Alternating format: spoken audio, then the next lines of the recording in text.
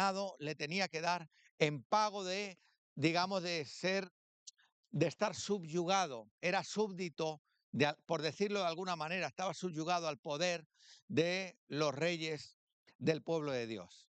Entonces tenía que pagar y pagar, pero murió Acab, murió el rey, se murió. Y cuando subió el hijo, Moab vio la ocasión para dejar de pagarle y dijo, yo no pago más y no le voy a pagar a esta gente. Y entonces el rey de Israel se movió y habló con el rey de Judá y habló también con el rey de Edom y dijeron, mira, vamos a atacarlos y vamos a ir a por ellos y vamos a pelear y a que ellos nos respeten de alguna manera y vuelvan a seguir pagando. Esta era la idea. Y entonces había dos lugares por donde ellos podían ir. Podían ir por el norte o podían ir por el sur y escogieron ir a través del desierto. No se sabe bien por qué. Quizá ellos vieron la ocasión que era mejor entrar por el sur y entonces dijeron, vamos a entrar por el sur y vamos a atacarles. Pero ¿qué ocurrió? Que cuando él moviliza toda su gente, a los tres reyes con los ejércitos y empiezan a ir para allá, entraron en un desierto donde no había agua. Entonces ellos iban a morir de sed. Ellos y sus ganados, sus caballos, su gente de guerra. Y se encuentran que no había agua. Dice, ¿y ahora qué? Y por eso dice el verso 10. Entonces el rey de Israel dijo, que ha llamado Jehová a estos tres reyes para entregarlos en manos de los moabitas. El rey de Israel era un hombre que había hecho lo malo ante los ojos del Señor sus padres. Su padre era Acab, su madre era Jezabel. Gente terrible. Habían hecho apartarse al pueblo de Dios de los caminos verdaderos de él e invocar a los Baales. Y entonces el hijo, si bien quería hacer unas cosas bien, pero cosméticas, pero en su corazón estaba lejos de Dios. Y cuando ve eso, empieza a quejarse y dice, que el Señor nos va a matar aquí de sed. A los tres reyes que hemos ido a combatir, que tenemos supuestamente el nombre del Señor y vamos a pelear, y nos va a faltar el agua. Y dice, el Señor ha llamado el Señor a estos tres reyes para entregarlos en manos de los moabitas. Mas Josafat dijo, ¿no hay aquí profeta de Jehová para que consultemos a Jehová por medio de él? Josafat, el rey de Judá, dice, pero no hay un hombre de Dios aquí.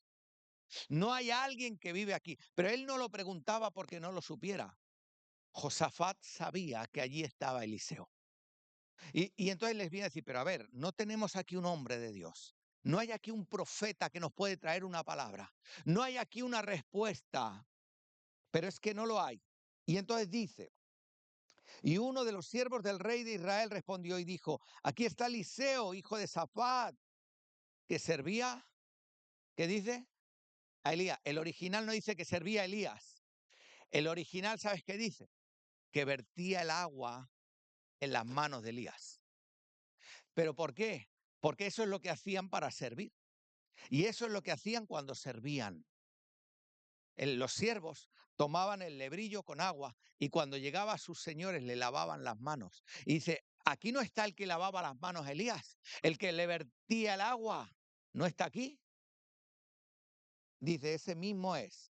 Y dice, fíjate, verso 12, y Josafat dijo, este tendrá palabra del Señor, y descendieron a él el rey de Israel y Josafat, el rey de Edom. Entonces Eliseo dijo al rey de Israel, ¿qué tengo yo contigo? No le dice a Josafat que este sí tenía conciencia del Señor, sino al rey de Israel, que se había dado la vuelta y que era el hijo de Acab y de Jezabel. Y les dice, fíjate, le pregunta, ¿pero qué tengo yo contigo? Ve a los profetas de tu padre y de tu madre. Ve a ellos. Y me acordaba de toda aquella gente que tiene al nombre del Señor y que invoca su nombre, pero solo invoca su nombre cuando se acuerda y cuando le va mal. De aquellos que cuando el agua está al cuello, cuando la cosa no tiene salida, cuando ya no tiene solución, entonces, ay Dios mío, ayúdame. Y entonces en esas circunstancias fueron a buscar. Y por eso el profeta le dice, oye, ¿qué tengo yo contigo? Ve y clama a los profetas de tus padres, a mí no me busques. conmigo, ¿a mí qué me cuentas? ¿No? Es como aquella gente que a veces acude para que oren por él o por ella, está haciendo cualquier cosa por ahí en su mundo, en su vida, pero cuando le va mal, oiga, ore por mí. Dios, eso es lo que les viene a decir el profeta. Dice, ¿qué tienes conmigo? Ve a los profetas de tu padre y de tu madre.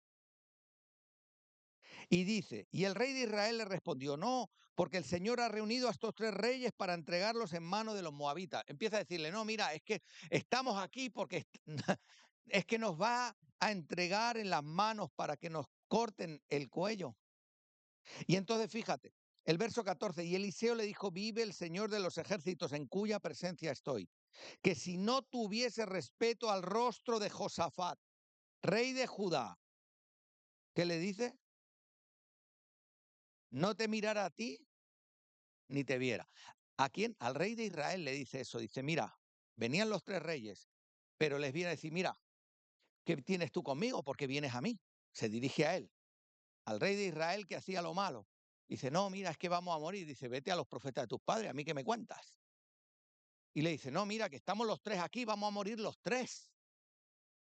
Y entonces el profeta le dice, mira, por él, porque le tengo respeto a él, al rey de Judá.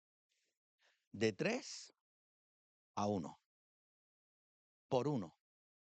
Y sabes, es que Dios conoce a los que verdaderamente son. Y Dios conoce a los que son suyos. Y Dios conoce a los que de verdad le aman, a los que de veras invocan su nombre, a los que lo tienen presente, a los que aquellos que le buscan de madrugada, Dios los conoce. Y le dice, mira, por él, que sepas que es por él. Y dice, porque si fuera por ti, ni te miraría, ni te vería. Wow. ¿Ah? ¿Te imaginas ir al profeta? Estamos en el culto, decir, voy a decir que ore por mí. Dice, mira, lo voy a hacer por él que te acompaña, porque si fuera por ti ni te miraba. ¡Ja! ¿Qué cara te iba a quedar? Dice, pero es que delante de Dios todas las cosas están desnudas y a Dios no se le puede engañar. Y cuando el Señor le da visión, le da claridad, dice, este no es. Dice, lo voy a hacer por él, por el rey de Judá. Y dice, mas ahora traedme un tañedor. Y mientras el tañedor tocaba, la mano del Señor vino sobre Eliseo, fíjate. Y cuando dice, mira, por Josafat, si no por ti no lo haría. A ti ni te miraría. Y de repente dice Eliseo, tráeme un tañedor, tráeme un músico y que empiece a tocar. Y bueno, yo preguntaba ayer, ¿y por qué creéis? ¿Por qué creéis que dijo, tráeme un tañedor? Tráeme a alguien que empiece a tocar. Tráeme a alguien que empiece a alabar al Señor. Búscame a alguien. ¿Por qué dijo eso? Venga, hay algunos que dicen, y está bien, y es correcto, que porque la presencia, la alabanza trae la presencia de Dios, la adoración trae la presencia de Dios. El glorificar a Dios hace que su presencia descienda y Él habita en medio de las alabanzas de su pueblo. Cuando el pueblo empieza a alabar y a honrar a Dios, sea cual sea la circunstancia, es como que Dios desciende. Es como que está atento al clamor, me están adorando, me están buscando y desciende. Y entonces dice, tráeme un tañedor. Y hay algunos que dicen así.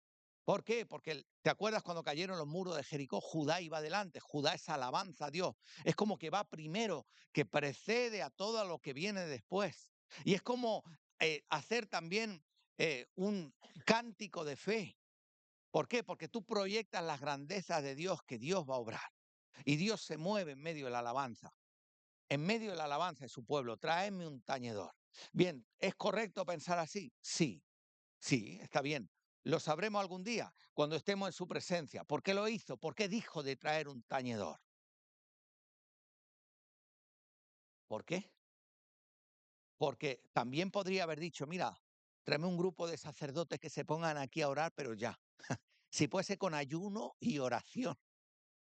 Ah, pero dijo, tráeme un tañedor. ¿Y por qué un tañedor? Alguien que alabe a Dios, que se ponga primero.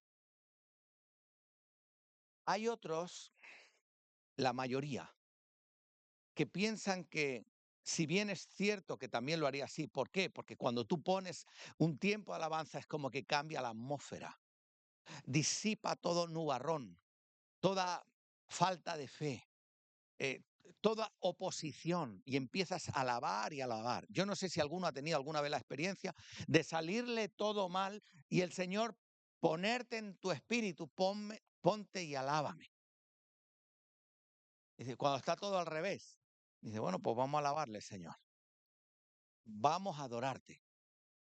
Así que alábale, sin más. Pero hay otros que piensan que no, que probablemente, muy probablemente, el espíritu del profeta estaba turbado con lo que veía. Su alma estaba agitada. Él estaba además encendido, enardecido. ¿Y por qué vienes tú a mí? Digo, si por mí fuera, ya te puedes ir por donde viniste. Eso es lo que le dijo al rey. Dice, si por mí fuera no te vería. Y estaba encendido con lo que pasaba. Dice, y ahora vienen estos tres a mí. Y le dice, que sepas que lo voy a hacer por él, pero por ti no haría yo nada. Y que estaba encendido. Él estaba enojado, seguramente consigo mismo. Y este tipo, qué cara más dura tiene. Y encima Dios va a responder y lo va a bendecir por medio de este, cuando este yo ni lo miraría. Y dice que estaba encendido, estaba molesto. Y entonces dice, tráeme un tañedor. ¿Y por qué era tráeme un tañedor? Porque él necesitaba que su alma encontrase un poco de paz. Él necesitaba estar tranquilo y sosegado. Es como serenar el alma. Señor, que tu calma, que tu presencia, que tu paz pueda descender en este mundo tan agitado, ¿verdad? Donde vivimos a veces tan acelerado, a veces necesita uno un poquito de paz. ¿Para qué? Dice, tráeme un tañedor. El tañedor empezó a cantar. Dice, y la mano de Jehová vino sobre él. Necesitas esa paz para poder escuchar la voz de Dios. Y a veces la agitación de la vida, a veces el estar molesto, las heridas profundas del alma, el dolor que tenemos dentro, no nos deja escuchar la voz de Dios. Entonces tienes que decir, tráeme un tañedor, que podamos alabar a Dios, que yo pueda encontrar sosiego y paz en mi alma, que yo pueda escuchar su voz otra vez. Dice, tráeme un tañedor. Y así fue. Y dice que la palabra del Señor vino sobre él. Dice, y la mano de Jehová vino sobre Eliseo, quien dijo, así ha dicho Jehová, haced en este valle muchos estanques. ¿Qué te había dicho yo que les pasaba? Que no tenían qué. Y se estaban muriendo de sed. Y de repente dice, ¿pero dónde hallaremos la respuesta? Bueno, no hay un profeta aquí. Y cuando llega el profeta le dice, tú a mí ¿para qué me llamas? Si contigo no es la cosa, yo por ti no he venido. He venido por este. Y es que los tres vamos a morir. Tráeme un tañedor. Y empieza a honrar y alabar a Dios y desciende su presencia y le habla. Y cuando viene la mano del Señor les dice, haced estanques. En otras palabras le dice, cavad pozos en este valle. Qué locura, ¿no? O sea, tenemos sed, aquí no hay agua, los ganados se están muriendo de sed. Estamos todos, y está diciendo este hombre que abramos estanques aquí en medio de este valle y que nos pongamos encima pico y pala a trabajar aquí. Esto es lo que les dijo. Qué locura, ¿no? Les dice, verso 16, Así ha dicho el Señor, haced en este valle muchos estanques, porque el Señor ha dicho así. No veréis viento, ni veréis, pero este valle será lleno de agua. Y beberéis vosotros y vuestras bestias y vuestros. Le dice al pueblo, poneros a cavar en fe. Y encima yo me imagino a los capitanes dándole la orden y hablándose un capitán al otro, diciendo, mira, vamos a decirle a la gente lo que tiene que hacer. ¿Sí o no? Estaban los ejércitos allí, pero yo creo que todos no tenían el mismo grado de fe. Igual que aquí no todos tenemos la misma fe. Y me imagino algún capitán que no tuviera fe, decirle, tengo que decirle a mi gente ahora que se ponga aquí a cavar. ¿Qué harías tú si la fe te falla ahí? Dilo tú que a mí me da la risa, le diría. Pues no, iría y diría, mira, si el profeta lo ha dicho, id y grabad. Y preparad y haced surcos. Y es el original lo que viene a decir. No eran estanques. Lo que viene a decir, la palabra más exacta es abre surcos. ¿Y sabes qué era? Que el agua iba a correr. Y entonces no es que abras estanques, sino abres surcos. Así, y empieza a ponerlos y ya vendrá. Pero es que el profeta les dice algo más aún. Les dice, mira, no habrá lluvia ni habrá viento. Y entonces, o sea, más difícil todavía. ¿Y entonces cómo va a correr el agua? ¿Sí o no? Y entonces, porque si dijera, mira, el Señor hará llover, bueno, y el Señor empieza a soplar y viene un viento y trae las nubes y descarga el agua y cae un aguacero tremendo y se llenan los surcos y empieza a correr el agua, dice, mira, Señor, empleó los elementos y lo hizo, pero el profeta le dice, no va a haber lluvia ni va a haber viento, y entonces, ¿cómo va a ser? Y entonces se piensa que ocurrió de dos maneras, porque te voy a decir algo, les dio esa palabra, dijo, cavad, preparad los surcos, venga, prepararlo, prepararlos. Y sabes qué dice la Biblia, lo puedes leer, no llegaremos al final, puedes leer la historia. Al día siguiente llovió. Empezó a correr el agua y empezó a correr el agua. Entonces, algunos dicen que probablemente llovió en las montañas, en la parte alta donde no se veía. Y ellos estaban en un tiempo de sol tremendo y que empezó a llover en las montañas y en las montañas y a llover, a tal punto que se llenaron y entonces empezaron las escorrentías, ¿no? A bajar el agua y como tenían los surcos preparados, empezaron a ver descender el agua por los surcos que habían hecho. Al día siguiente, sin verse nada. En otras palabras, escúchame bien, mañana, de abrirse los surcos. Dice, pero si no se ve nada, si está todo al revés. Dice, mañana. Y hay otros que piensan que quizá había aguas subterráneas. Y quizá en algún punto la tierra se movió.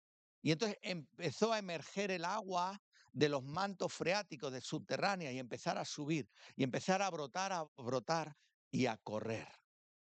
Bien, no se sabe bien. Lo único es que el profeta, el Señor le había revelado y le había dicho, mañana habrá agua en estos surcos. Mañana.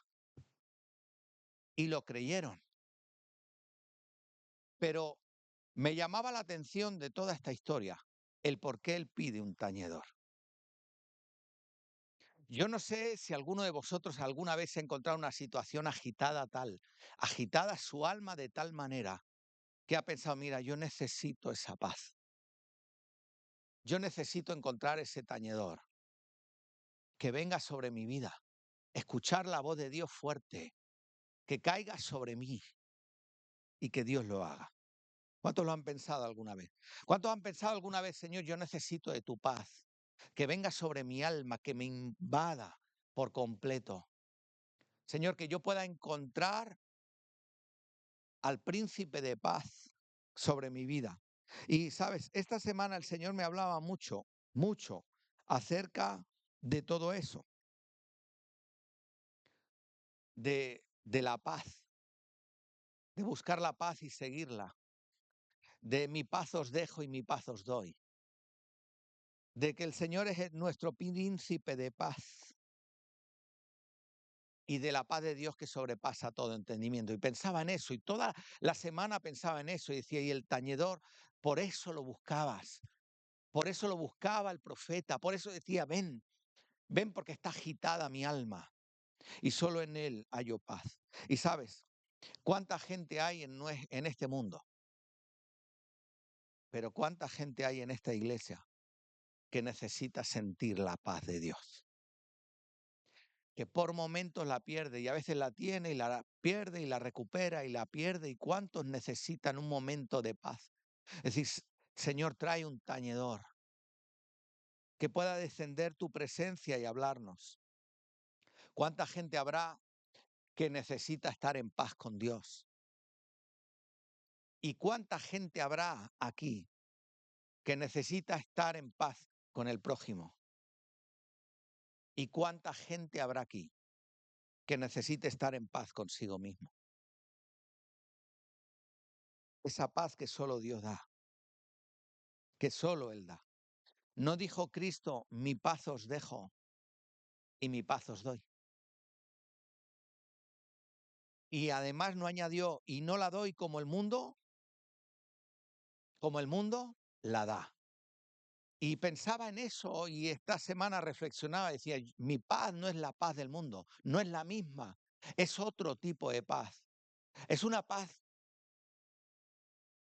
que sobrepasa todas las cosas y todas las circunstancias. Pero ¿cómo es la paz del mundo? Y pensaba, mira, ahora están hablando de paz y seguridad, ¿verdad? Y dice la Biblia, cuando hablen de paz y seguridad, entonces vendrá el fin. Y tú oyes los noticiarios y están hablando acerca de eso, y están hablando acerca de esa paz, y están hablando de la paz en Ucrania y la paz en Gaza y en tantos lugares, y hablándote de paz y de paz. Y dicen paz, paz, decía el profeta, y no hay paz. Y pensaba, ¿cómo es la paz que da el mundo? Yo no la doy como el mundo la da. Mira, lo primero, la paz del mundo es falsa y la paz de Dios es verdadera. Es verdadera paz. Pero hay más. Mira, la paz del mundo es momentánea. Luego volverán a surgir conflictos y volverán a surgir enemistades y pleitos y contiendas y, como dice la Biblia, iras. ¿Por qué? Porque está en el corazón del hombre, que es el fruto de la carne. Entonces volverá. Sin embargo, cuando Dios dice, yo no la doy como el mundo la da, la paz de Dios es permanente. Es algo que es duradero, que se queda. Pero hay más. ¿Cómo es la paz que ofrece el mundo? Mira, es una paz superficial, que está en la superficie, pero subyacen los mismos problemas debajo. El mismo odio igual, subyace. Por ejemplo, si firman ese armisticio que están hablando y, y esa paz que están hablando entre dos naciones en guerra, ¿tú crees que dejarán de odiarse por firmar un papel? Es que tú mataste a mi familia, es que tú bombardeaste mi casa, es que tú me arrancaste mi vida, es que tú. Sin embargo, la paz de Dios es profunda, no es superficial. Es que te remueve por dentro y por fuera y te llega hasta lo más profundo de tu ser. Esa paz que te permite vivir, que te permite descansar, que te permite volver a reír, volver a abrazar, volver a confiar. Mira, la paz del mundo es engañosa, pero la paz de Dios es real. Dice, mi paz os dejo, mi paz os doy, y no os la doy como el mundo la da. Y me llamaba la atención eso.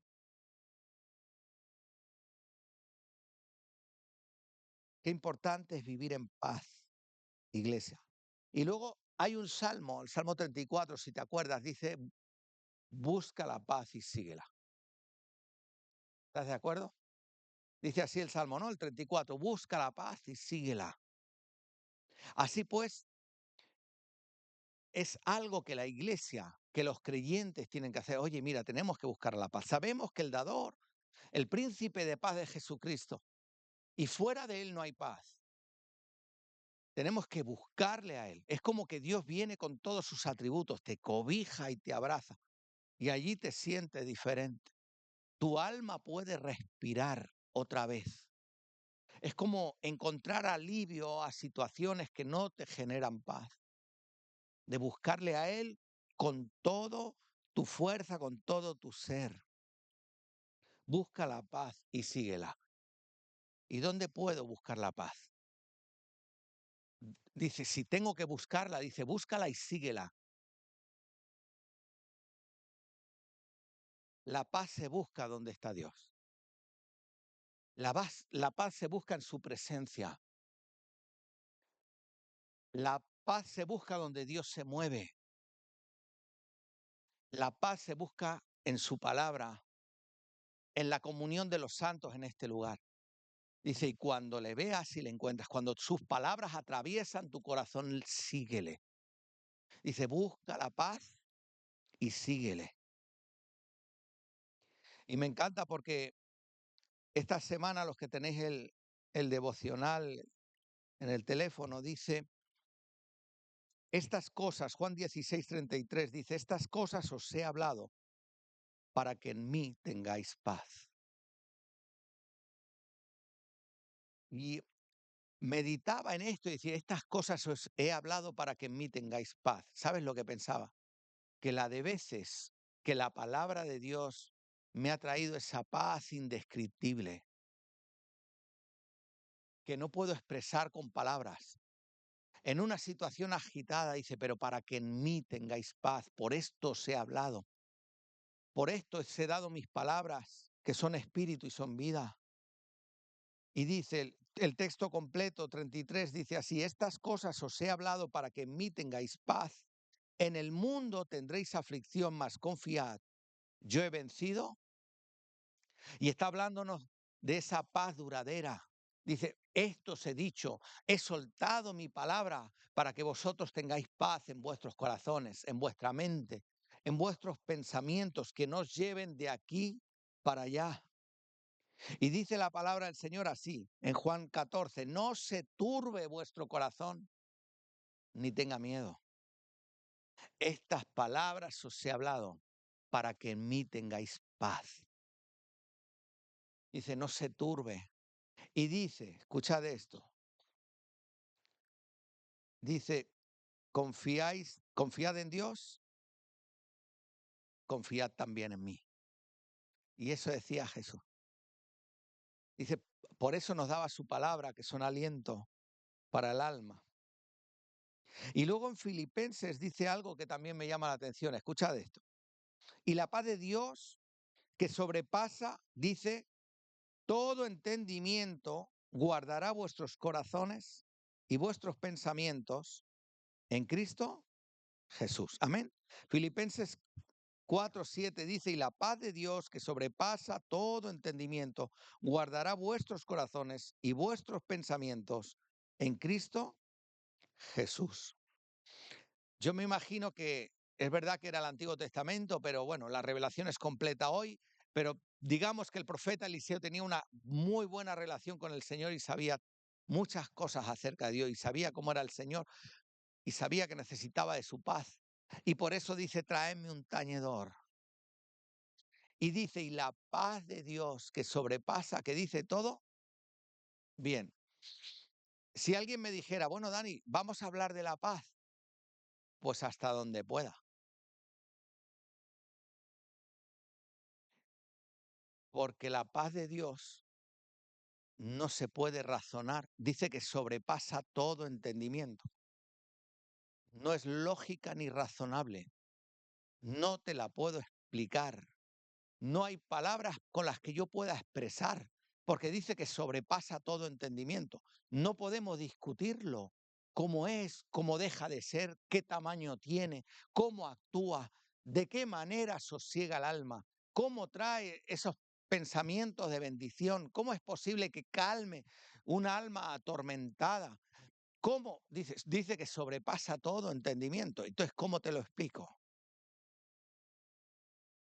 Pues lo tienes que vivir, lo tienes que recibir en tu alma. Y luego cuando intentes explicarle al prójimo, no podrás. Es simplemente su presencia llenándolo todo en todos. Es como que desciende Él por su gracia y te invade. Y son circunstancias en las que uno en su lógica humana piensa, pero si yo tendría que estar completamente anulado, destrozado como persona. Y sin embargo, es como que el Señor reconstituye todas las cosas, te vuelve otra vez a colocar en el camino.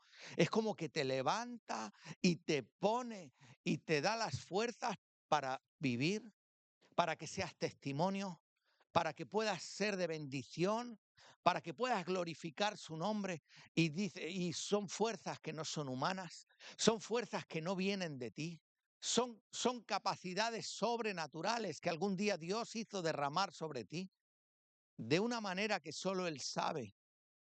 ¿Y cuántas veces has escuchado la expresión, porque Dios me tiene de pie, porque Dios ha querido sostenerme, pero no sé ni cómo estoy de pie aún? Dice, porque sobrepasa todo entendimiento, toda lógica humana.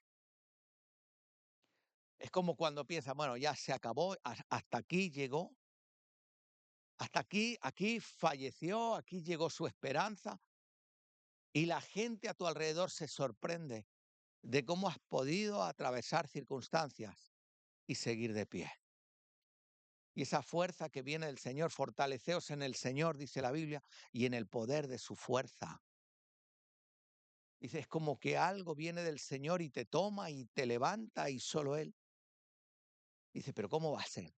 Y la gente te observa y dice, ¿cómo va a ser? Yo me imagino la, la, la cara del rey cuando va a buscar a Daniel en el foso de los leones diciendo, a este lo han despedazado, se lo han comido, este ya estará destrozado, de esta sí que no hay quien le libre. Aquí este golpe ha sido el último, ha sido el duro, este no se va a levantar. Y dice cuando va de mañana y asoma y dice, Daniel, Daniel, ¿estás vivo? Y oye una voz del fondo de la cueva que le dice, aquí estoy. Jehová mi Dios envió a sus ángeles y tapó la boca de los leones y me tuvo por fiel y sigo de pie. Dice, cuando la gente ya dice, bueno, ya está aquí, ya pereció su esperanza, ya este golpe sí que no se levanta. Y es como que el Señor hace y sostiene a su pueblo. Dice, palabras de bendición y no de paz. Pero no solo eso, mirad, la paz es un fruto del Espíritu. Es decir, que aquellos que tienen al Espíritu Santo que vive dentro de ti, que es Señor en tu corazón, que gobierna tu vida, que te dirige Él y que te habla, que te recuerda las palabras de Cristo, que de manera permanente posa en ti, que te guía a toda verdad. Aquel que levantó a Cristo de los muertos habita en ti, el mismo Espíritu. Dice, ese que habita en ti, dice, hace producir en nosotros frutos. Y uno de los frutos es la paz. Esa paz, como decimos, que sobrepasa todo entendimiento. Así pues, si te falta, busca un tañedor. Alguien que te traiga de su presencia, que te traiga de Él. Amén. Mira, dice, si la paz de Dios que sobrepasa todo entendimiento significa que no se puede explicar desde la razón o con la lógica humana. Y una cosa más. Dice la Biblia, dice, buscad la paz y síguela. A veces buscamos la paz en lugares equivocados. ¿Estáis de acuerdo? Buscamos esa paz, a veces no haciendo lo correcto. Y A veces Dios nos quiere llevar por otro lugar. Me acuerdo cuando hace años venía una persona a esta iglesia y el marido realmente era una persona conflictiva. Le hacía la vida imposible a la mujer, pero imposible, era terrible. La sumía a la persona, la denigraba completamente, la anulaba como persona y, y realmente era ofensa tras ofensa y pasarlo mal la mujer. Una mujer ya mayor, de muchos años, vencida de la vida. Y ella me dijo un día, mira, pastor, no voy a ir más porque cada vez que voy a la iglesia, yo tengo un lío tremendo en mi casa. Y entonces, ¿qué buscaba? Buscaba la paz en su casa. O también recuerdo, 28 años de pastor da para mucho, ¿no? Recuerdo una mujer en su día que lo mismo, el marido le dijo, mira, o la iglesia o yo. Si sigues yendo a la iglesia, nos vamos a divorciar. Tal cual. Y ella vino a hablar conmigo y me dijo, mira, estoy súper contenta en la iglesia, es que me encanta, me voy con una paz tremenda, la presencia de Dios está, he ido creciendo, pero pastor, no me la quiero jugar. Mi esposo me ha dicho esto y voy a velar primero por mi casa. Y yo le dije, mira, la entrada es libre para venir y también para salir. Y el Señor no obliga a nadie, pero quiero que sepas una cosa, escoge la bendición y escoge bien. Y los casos que he visto como el tuyo hasta hoy han sido así, ha acabado así. Al final ha acabado sin el Señor y sin su marido. Escoge bien. Y la mujer dejó de venir, yo ya no la vi más. Es como busca la paz.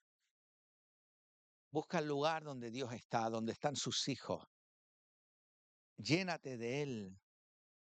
No dejes de congregarte. Busca esa paz. Busca la comunión con los hermanos, con la iglesia de Jesucristo. Pero escúchame bien, esto lo voy a decir, me sabe mal, pero tenemos la puerta abierta. No todos los que van a la iglesia son. Y esto es así. El trigo y la cizaña crecen juntos. Vinieron 3 reyes y Eliseo le dice, mira, lo voy a hacer por él, pero por ti y por el otro, conmigo no contéis. A mí, si por mí fuera, a mí no me veíais más. Y de los 3 había uno que sí, pero los otros no. Entonces, a veces ocurre que hay gente que viene, pero busca la comunión con los santos. ¿Me escuchaste bien? Y cuando digo busca la comunión con los santos, no son los hermanos que son apellidos santos y dice voy a buscar con... No son eso, sino con los hijos, las hijas de Dios de verdad, que tienen al Espíritu Santo. Amén. Busca la paz donde está Dios. Sé obediente a su palabra. Y quisiera acabar con esto. Me encanta la invitación que da Isaías al pueblo atribulado, pero estaban atribulado el pueblo de Dios. Y les lanza una palabra que yo me imagino que todavía retumba. Y en Isaías dice la palabra del Señor así en Isaías 40. Dice, consolaos, consolaos, pueblo mío. Es como estaba el pueblo en medio del trajín, en el desierto, sufriendo, batallando arduamente por su fe, con tanta oposición, pasándolo mal y con heridas. Y el Señor diciendo, consolaos, consolaos, pueblo mío. Es como que el Señor viene con retribución y con pago. ¿Cuántos dicen amén? Aleluya. Me gustaría no alargarme mucho más porque me gustaría orar. Para que podamos irnos con la paz del Señor.